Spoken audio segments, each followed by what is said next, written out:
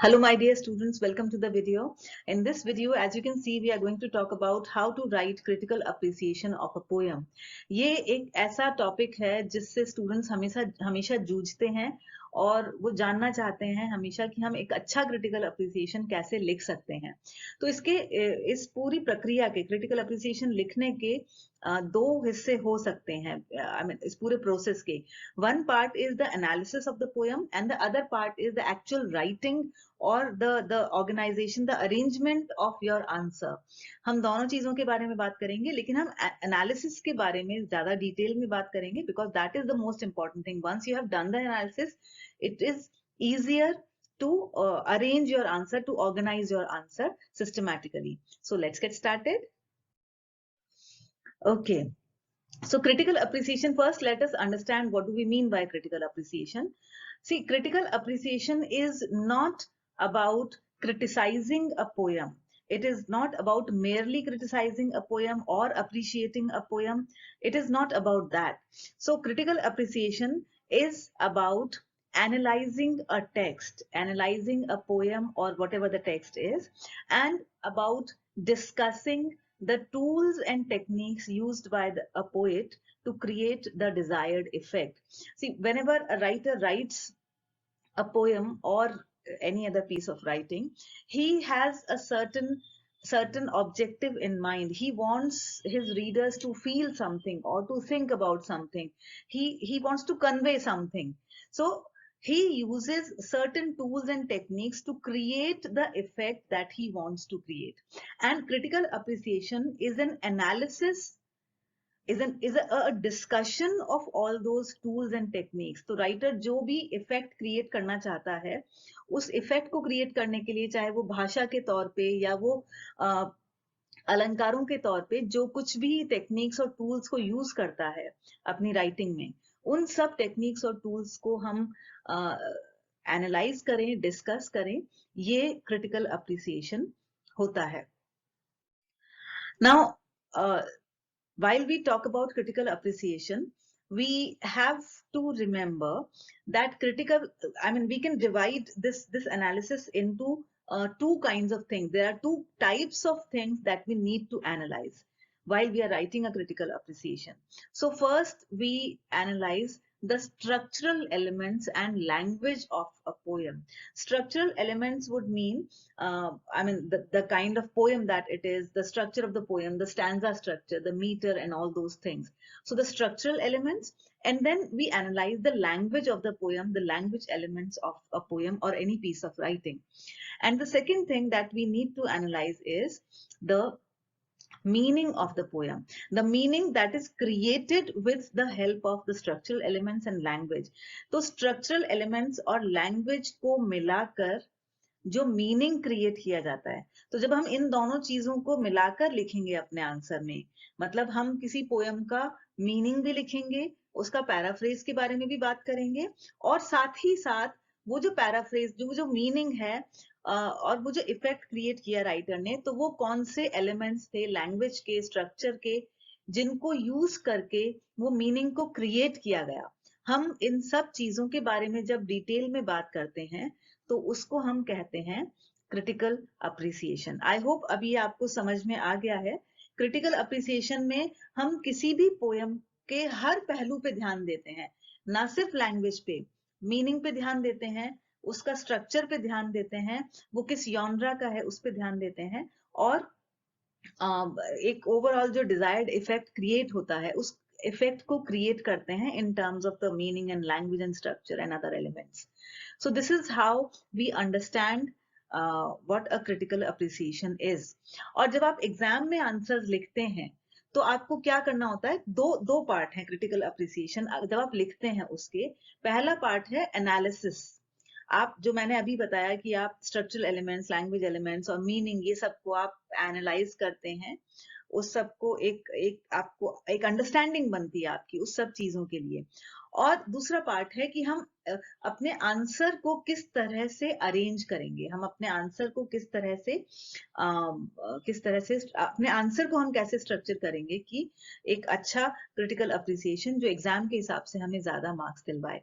तो हम इन दोनों चीजों के बारे में बात करने वाले हैं.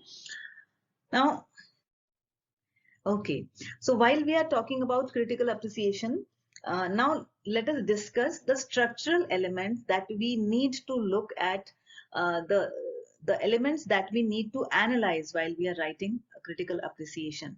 So the first thing that we need to look at is the genre of the poem, the type of poem that it is, whether it is a sonnet or an ode or a lyric or a dramatic monologue, what kind of poem it is, we need to pay attention to that, because the type of poem, it decides a lot of things for us. It decides the structure of the poem, it decides the stanza form of the poem. So the first thing that we need to uh, analyze about a poem is the genre of the poem, किस तरीके की poem है उसके बारे में हमें ध्यान देना बहुत जरूरी है. फॉर एग्जाम्पल, अधिकतर ओड्स में तो टाइटल में ही लिखा होता है ओड टू इवनिंग या ओड टू ऑटम या ode to the west wind, जैसे हम टाइटल्स देखते हैं. सिंपल टाइटल्स हैं, when you read the title आपको समझ में आ जाता है कि ये पोयम ओड है. और द मोमेंट यू रियलाइज कि ये ओड है, तो फिर कई सारी चीजें क्लियर हो जाती हैं कि पोयम किस तरीके की होने वाली है, कि पोयम एनकोमियास्टिक होने वाली है, किसी के बारे में, किसी की तारीफ में, किसी इंसान की, मौसम की, किसी भी चीज की, नॉन लिविंग या नॉन लिविंग थिंग, किसी भी चीज की तारीफ के बारे में और उसका एनालिसिस होने वाला है. उसी तरह से अगर आप सोनेट देखते हैं, सोनेट टाइटल में यूजुअली नहीं आता है, लेकिन जब आप पोएम पढ़ते हैं और आप रियलाइज करते हैं कि ये 14 लाइंस की हैं, then you start working your brain. आप सोचने लगते हैं, फिर आप ध्यान से देखेंगे कि शेक्सपियरियन सोनेट है या मिल्टॉनिक सोनेट है. तो यॉनरा पे ध्यान देना बहुत जरूरी है. सबसे पहले हम यॉनरा देखते हैं. उसके बाद में जब यॉनरा डिसाइड होता है, तो उसी के साथ जुड़ी हुई दूसरी चीज है कि जो पोयम है उसका स्ट्रक्चर डिसाइड हो जाता है. स्ट्रक्चर के बारे में हमें ध्यान देना होता है. तो स्ट्रक्चर में, जैसे अगर सोनेट है तो हम सभी जानते हैं कि 14 लाइंस होगी, but those 14 lines, whether it is a Shakespearean sonnet और वेदर इट मिल्टॉनिक सोनेट और अ स्पेंसरियन सोनेट, तो किस तरीके का सोनेट है, फिर हम उस पर ध्यान देंगे कि वो क्वार्टरेंस में बटा हुआ है या वो ऑक्टेव सेस्टेट में है. क्वार्टरेंस में अगर है तब भी वो स्पेंसेरियन टाइप का सोनेट है या वो शेक्सपियरियन टाइप का सोनेट है, उसकी राइम स्कीम क्या है, उस सब चीज के बारे में हम ध्यान देंगे. तो जब यॉनरा पे हम एनालिसिस करते हैं, तो साथ ही साथ में जो पोयम का स्ट्रक्चर है, it becomes important, and we look at that. We look at the stanza form. If it is not a sonnet, then if it is an ode or a lyric or a dramatic monologue, so what kind of stanza structure the writer has used, कितनी lines हैं और किस तरह का structure है poem का. We need to look at that. After this, when we are talking about the stanza structure of the poem, so the next thing that we need to analyze is the meter of the poem. So meter में सबसे पहले we can look at the rhythm of the poem. जो rhythm है, whether it is iambic rhythm or anapestic rhythm or some other kind of rhythm, so we need to look at the rhythm of the poem. Rhythm is stress pattern. So what kind of stress pattern the poem has, and at the same time metre में, मतलब वो pentameter है या tetrameter है, किस तरह का metre है, मतलब उस वो जो लाइन लेंथ है, वो कौन सी लाइन लेंथ राइटर यूज कर रहे हैं. So we can look at the line length, we can look at the rhythm, and then we can analyze the rhyme scheme of the poem. We can decipher it. So rhyme scheme, whether it is A B A B C D C D E F E F G G, if it is a sonnet या फिर कोई और rhyme scheme है, so we need to look at the rhyme scheme. So meter would, while we are discussing meter, while we are looking at the meter of the poem, so the basic things, मैं बहुत basic चीजों के बारे में बात कर रही हूँ. So the basic things that we will look at is, first of all, the length of the line, the number of syllables that a writer has used in the poem. Then we will look at the kind of rhythm that he has used. Most popular rhythm हम सब जानते हैं English poetry में iambic rhythm है, लेकिन most popular होने के बावजूद it is not the only rhythm that is used by writers. So what kind of rhythm a poet has used? So जब हम मीटर की बात करेंगे, तो वो आयम्बिक पेंटामीटर है या आयम्बिक टेट्रामीटर है या एनापेस्टिक टेट्रामीटर है, वो कौन सा मीटर है जो राइटर यूज करें. We look at that, then we look at the rhyme scheme of the poem, and with that we come to the language that a writer uses. ये बहुत important है. Language is very important because when we are looking at the language, so we look at the choice of words, because language decides a lot about the kind of effect that the poem would have on a reader. For example, we study a poem in third year, which is called Do Something Brother. Now, the language is so violent. I mean, the writer is talking that angry tone, and that tone is supported by the words that he is using. तो वो इतना गुस्से में है, वो गुस्सा वो reflect होता है. जब हम उन words को पढ़ते हैं, we realize that the writer or the speaker of the poem is really angry at something. He's really whatever the theme of the poem is, but the main thing to be kept in mind is that the choice of words of a writer is extremely important while we are looking at the kind of effect that a poem has on the reader. तो किस तरह के भाषा, किस तरह के शब्द writer use कर रहे हैं, and at the same time, while we are looking at the language, we look at the figures of speech that a writer uses. So what I mean, how many similes he uses, how many metaphors he uses, what kind of metaphors does a writer use, or other figures of speech, whether the language is onomatopoeic, or whether there is oxymoron, or it is alliterative or not. I mean, we look at all these elements. We look at all these elements of language. We look at all these figures of speech, which help a lot in creating the desired effect in a writing. So language की जब हम बात करेंगे तो हम इन सब चीजों को एनालाइज करेंगे. उसके बाद में the next thing is the tone of the poem. And this is very important. जब हम language की बात करें, the tone would automatically be very clear to us. Why? Because as I told you, the choice of words would help us decipher the tone of the writer. For example, we study Elegy Written in a Country Churchyard. This is one of those poems which is there in the syllabus of almost each and every university. So when we read that poem, we realize that the tone of the writer, it is thoughtful. But when we read Do Something Brother, we realize that the writer is provocative, he's angry. So the choice of words would determine the tone of the poem. So if a poem is a love poem, then the tone would not be thoughtful, it would not be provocative, it would be the tone which would induce happiness in the readers, which would induce a feeling of joy in the reader. So if a poem is a philosophical poem, then the tone would be meditative, it would be thoughtful. If it is a supernatural poem, then it could be mysterious, it could it could be according to the effect that the writer wants to create. So this tone is also to be analyzed while we are trying to look at the structural elements of a poem. So now that we have looked at the structural elements of a poem, we need to decipher the meaning of a poem. And how do we do that? So the first thing, when we are looking at the meaning of a poem, when we are trying to understand the meaning of a poem, the first thing that we need to know about is who is the speaker of the poem, whether the speaker is the poet herself or somebody else. For example, there is a poem in general English in first year in our university, which the title of the poem is Voice of the Unwanted Girl. And in this poem, there is a fetus.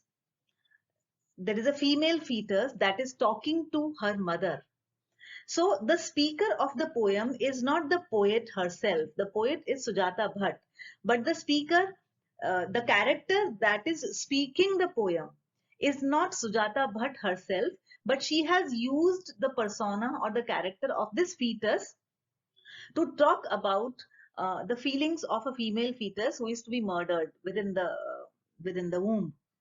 So this is how we decide who is the speaker. आप सबसे पहले speaker देखेंगे कि poem को सुना कौन रहा है, poet खुद सुना रहे हैं या कोई दूसरा character उन्होंने लिया है जिसके through writer अपनी बात कह रहे हैं. हर बार जरूरी नहीं है कि लेखक अपने ही तरफ से कोई बात कह रहे हैं. लेखक कोई दूसरा कैरेक्टर अक्वायर कर सकते हैं, कोई दूसरा पर्सोना अक्वायर कर सकते हैं और उसके थ्रू वो आपको बता सकते हैं जो कुछ भी वो बताना चाहते हैं. So the first thing is we have to decide the speaker of a poem, and then we need to look at the literal meaning of a poem. So looking at the literal meaning would mean that we need to find meanings of all the difficult words. जितने भी difficult शब्द हैं हम उनके meaning देखें, और जो शाब्दिक अर्थ है, जो literal meaning है, वो हम पहले समझ लें. When that literal meaning would be clear, then we will move on to talking about the connotation और the associated meaning of the poem. मतलब शाब्दिक अर्थ जब हमने समझ लिया है, तो फिर हम जो भावार्थ है उसके बारे में बात कर सकते हैं, जो कॉनोटेशन है उन वर्ड्स का, उसके बारे में हम बात कर सकते हैं. So it is recommended that we first look at all the meanings of all the difficult words, और उसके बाद में फिर हम उसका जो what the writer really wants to say with the help of those words, फिर हम उस मीनिंग को समझने की कोशिश करें. और उसके बाद when this literal meaning and the connotations are clear to us, that means the meaning of a poem is clear to us. I mean, the overall meaning of the poem is clear to us. So that would help us in deciding the theme of the poem. Because when you are writing your answers, when you are writing critical appreciation, then you will be required to talk about the theme of the poem. So, जब शाब्दिक अर्थ clear है, भावार्थ clear है, then it would be very easy for us to look at all the themes. मतलब जरूरी नहीं है कि पोयम में, अगर लंबी पोयम है तो कई बार उसमें आप छोटी छोटी मेन थीम के अलावा सब थीम्स भी ढूंढ सकते हैं. So all those themes would be clear to us. And then we look at the purpose of the poem. So किस लिए वो पोयम लिखी गई थी, किस वजह से वो पोयम लिखी गई थी, हम उसके पर्पस को हम समझ सकते हैं. और उसके बाद में जो एक बहुत इंपॉर्टेंट चीज है जिसके बारे में हमें बात करनी चाहिए, वो है whether the poem is part of any literary or social movement. If it is so, then it would be important I mean, when we are analyzing the poem, तो अगर वो पोयम किसी लिटरेरी या सोशल मूवमेंट का हिस्सा है, तो उसकी जो लैंग्वेज है और उसमें जो स्ट्रक्चर्स यूज किए गए हैं वो सब उससे प्रभावित होते हैं. For example, the kind of poems that were written during the neo classical period, they had a different kind of feel to them. They were very formal, stiff, rigid poems. They would they were not as free in spirit as romantic poems. So वो जो literary movement है उसको हम समझेंगे तो हम समझ सकते हैं कि राइटर ने उनका जो चॉइस ऑफ वर्ड्स है या लैंग्वेज है या जो स्ट्रक्चर है वो उस तरीके का क्यों है जैसा उन्होंने चूज किया है. So I mean we need to understand whether the poem is part of any kind of literary or social movement. That will help us understand the meaning of the poem in a better spirit. तो जब हम ये सब चीजों को analyse कर लेते हैं, मतलब कि हमने स्ट्रक्चरल एलिमेंट्स को एनालाइज कर लिया और हमने मीनिंग ऑफ द पोएम को एनालाइज कर लिया, उसके बाद हम आगे बढ़ सकते हैं towards actual writing of the critical appreciation.